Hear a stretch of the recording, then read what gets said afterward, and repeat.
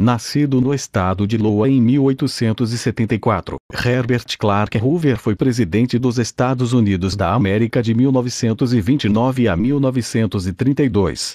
Filho de um ferreiro, Hoover foi criado no estado de Oregon. Cursou na Universidade de Stanford e formou-se em engenheiro minerador.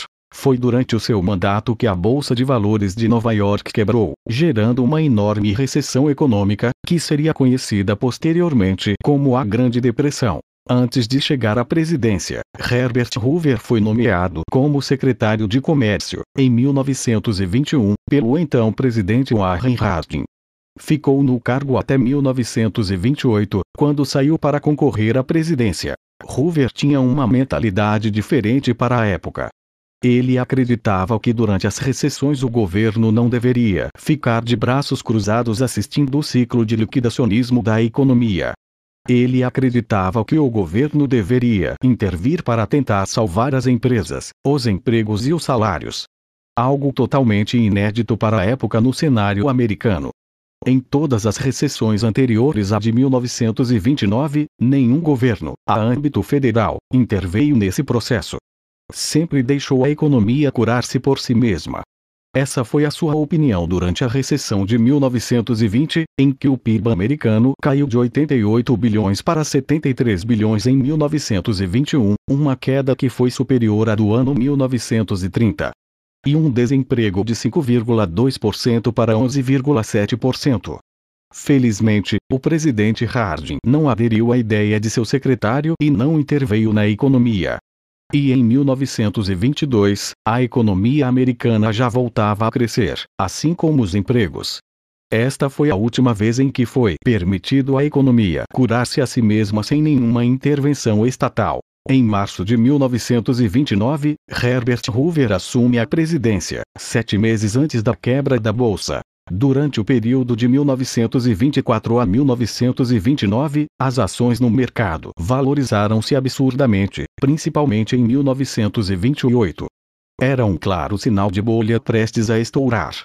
Aqueles que saíram antes do estouro da bolha se deram muito bem, como foi o caso de Joseph Kennedy, pai do ex-presidente assassinado, John F. Kennedy. Chega então o fatídico dia. No dia 24 de outubro de 1929, a Bolsa de Valores de Nova York quebra, levando ao desespero milhões de americanos. O PIB americano caiu de 103 bilhões em 1929 para 91 bilhões em 1930. O desemprego saiu de 4,2 em 1928 para 8,7 em 1930. No restante do ano de 1929, o desemprego já atingia de 2 a 3 milhões de pessoas. Vendo a situação, Hoover, que agora estava na presidência, sentia que era um momento ideal para pôr seus planos de outrora em prática. E então, o presidente Hoover agiu. Convocou uma série de conferências na Casa Branca com os maiores industriais, dentre eles Henry Ford, financistas e líderes trabalhistas do país. O plano era convencê-los a manter os salários de seus empregados e expandir os investimentos. Hoover tinha uma fixação por altos salários. Ele achava que essa era a causa da prosperidade americana, quando na verdade era uma simples consequência. Ele conseguiu convencer os empregadores dessa ideia, e, inicialmente, foi feito um grande esforço para que os salários não fossem reduzidos.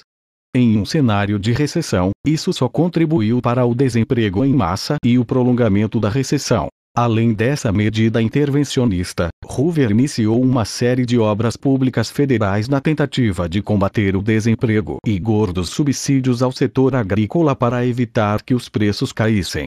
Mas que somente gerou um excesso na produção e por tabela a queda dos preços que ele tentou inicialmente combater. Mesmo assim Hoover continuava confiante em sua empreitada inovadora e declarou: poderíamos não ter feito nada. Isso teria sido a completa ruína.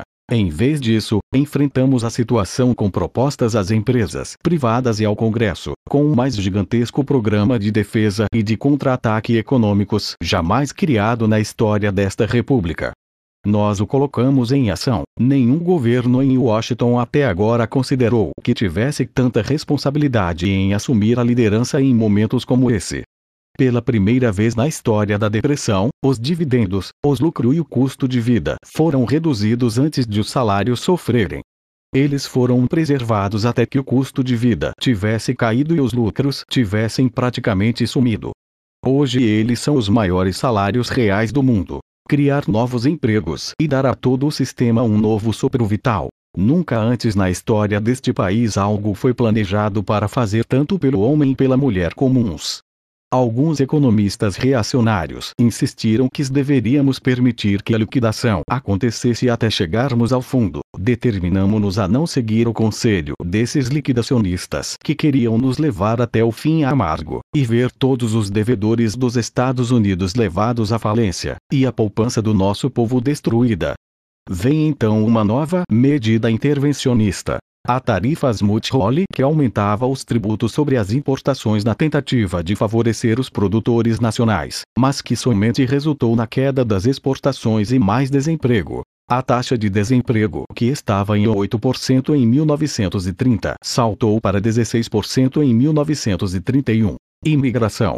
Na tentativa desesperada de diminuir o desemprego e evitar a queda dos salários, o presidente Hoover suspendeu a entrada de imigrantes no país. Só os pobres, é claro. Após essa medida, a taxa de imigração para os Estados Unidos diminuiu 90%.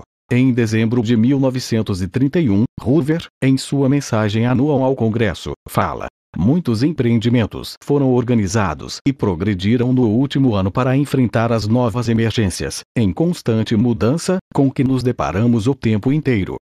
Amortecer a violência da liquidação na indústria e no comércio, e deste modo dar tempo para o reajuste ordeiro dos custos, dos estoques e dos créditos sem pânico e sem a disseminação de falências.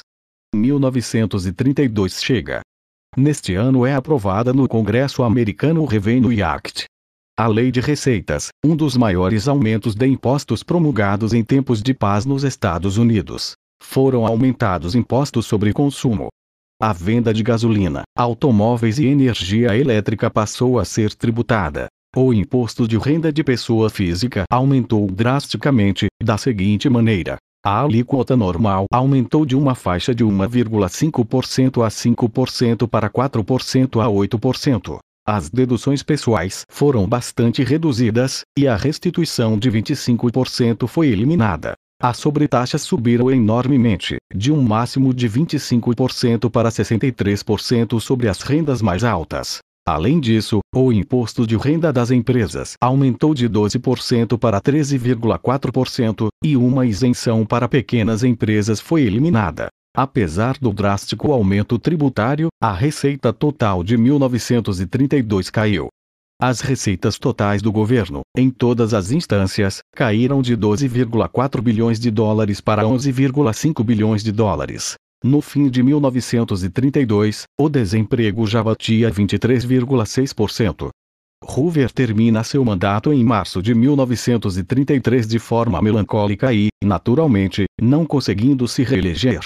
Perdeu de forma esmagadora para Roosevelt. Enfim, todas as medidas intervencionistas de Hoover, em vez de ajudar, pioraram a recessão. Suas tentativas de não permitir a queda dos salários e as liquidações típicas de recessões resultaram numa depressão crônica sem precedentes e em taxas de desemprego jamais vistas nos Estados Unidos.